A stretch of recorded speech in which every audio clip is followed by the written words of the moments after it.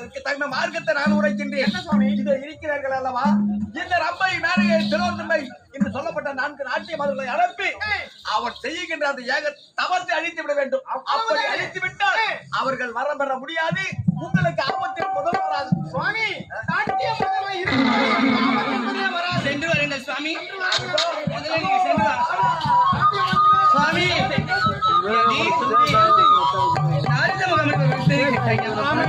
தேவலோகத்தை விடுத்து பூலகம் செல்ல வேண்டும். கண்டன்காரர்களுடைய தவத்தை கலைக்க வேண்டும். போலாமா? சீக்கிரம் ஓடிவோம். நான் தாண்டி கழிப்பேன். என்ன